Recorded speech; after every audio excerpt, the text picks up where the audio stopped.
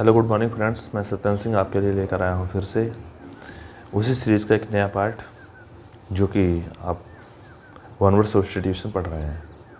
तो चलिए आज शुरू करते हैं अगली वन वर्ड सब्स्टिट्यूशन, जो कि कुछ इम्पॉर्टेंट फियर वाले जो फोबिया के वन वर्ड सब्स्टिट्यूशन थे वो पिछली वीडियो में हो चुके हैं, उनको भी ज़रूर देख लीजिए। चलिए देखते हैं। फियर ऑफ हाइट, तो ऊंचाई से डर होता है, उसे क्या कहते हैं? एरोफोबिया।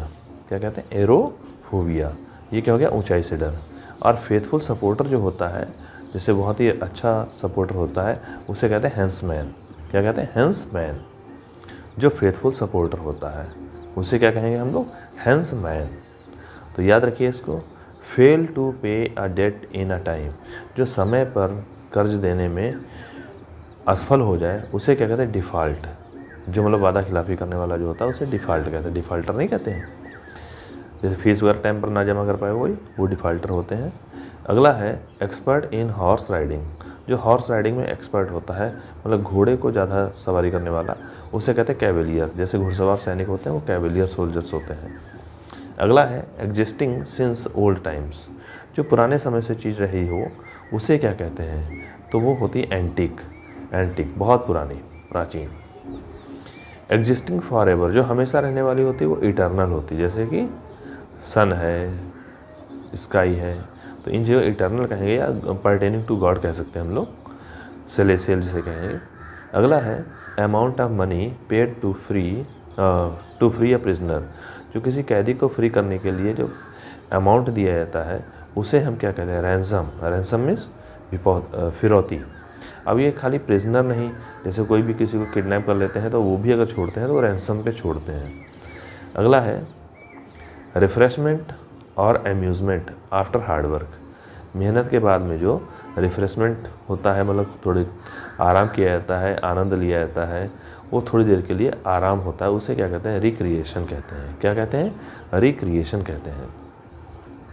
जो दोपहर में आराम किया जाता है थोड़ा, उसे सिस्टा भी कहते हैं, ये भी ध्यान रखिए, थोड़ी सी नींद लेना। अगला है एनिमल विद 4 फीट। जो जिस एनिमल के 4 पैर होते हैं उसे क्वाड्रूप्ड कहते हैं। क्वाड्रूप्ड कहते हैं। क्या कहते हैं? क्वाड्रूप्ड। अगला है any soft drink except water. पानी छोड़ करके बाकी कोई सॉफ्ट ड्रिंक अगर होती है, जैसे कि कोई भी चीज़, जैसे जूस वगैरह कुछ भी हो, उसे क्या कहते हैं? बेवरेज कहते हैं। बेवरेज, पेय पदार्थ जो होता है। अगला है art of growing vegetables, fruits, flowers. सब्जी, फल फूल बोने की जो आर्ट होती है उसे कहते हैं हॉर्टिकल्चर। हाँ, ये देख लीजिए, साइंस ऑफ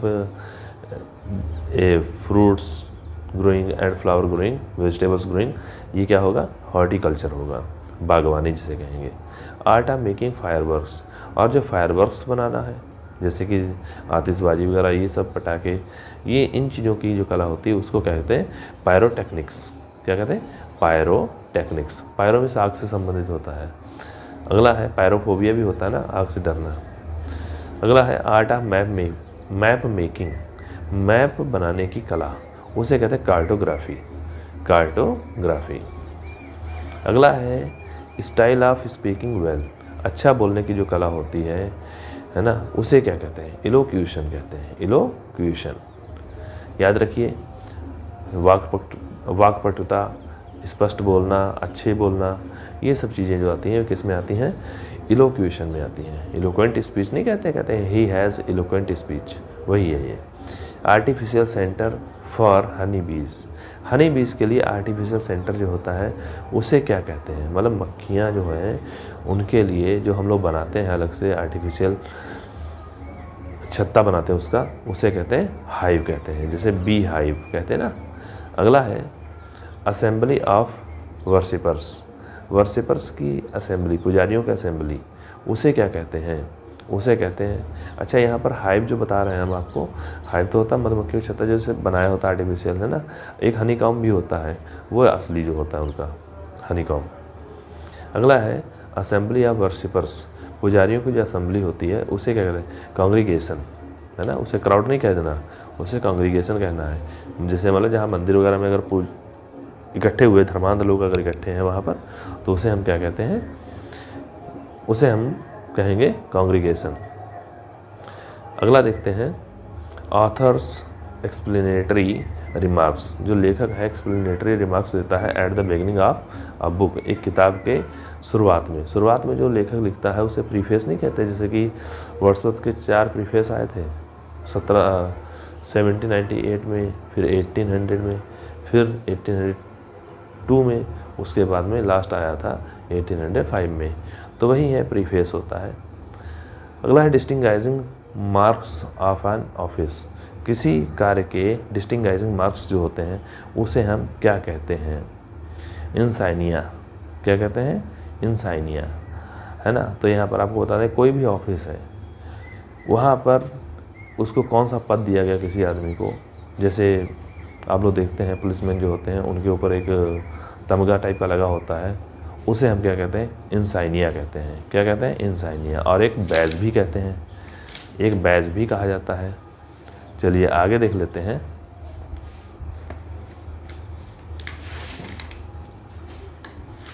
क्षमा करिए, थोड़ा डिस्टर्ब हो रहा है।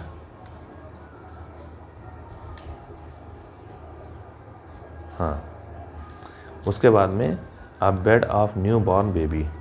एक न्यू बॉर्न बेबी का जो बेड होता है उसे हम क्या कहते हैं? मतलब छोटे बच्चे का पालना वाला होता है, उसे क्रेडल भी कहते हैं, क्रिब भी कहते हैं। क्रिब या क्रेडल। अगला देखिए, belief not based on reason और नॉलेज। ऐसा विश्वास जो विवेक या तर्क पर आधारित नहीं होता है, नॉलेज पर आधारित नहीं होता, उसे सुपरस्टिशन कहते हैं। सुपरस्टिशन, अंधविश्वास। तो उसके बाद में है bird that comes and goes with season. जो चिड़िया जो होती है, जो सीजन के अनुसार जगह बदलती रहती है, स्थान बदलती रहती है, उसे हम क्या कहते हैं? माइग्रेटरी। वो चिड़िया कौन सी होती है? माइग्रेट कर जाती है ना, तो माइग्रेटरी याद रखिए आप लोग, प्रवासी पक्षी। अगला है blessing given by a priest. एक पुजारी के द्वारा दिया गया ब्लेसिंग, वरदान, उसे हम क्या कहते हैं? तो पुजारी जो वरदान देता है उसे बेनेडिक्शन कहते हैं, आशीर्वाद कहते हैं, बेनेडिक्शन। अगला है board of directors in a company और रिकॉग्निशन ऑर्गेनाइजेशन। किसी ऑर्गेनाइजेशन में या कंपनी में जो डायरेक्टर्स, बोर्ड ऑफ डायरेक्टर्स का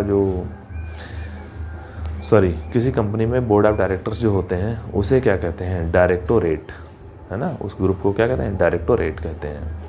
अगला है बॉडी ऑफ डेलीगेट्स।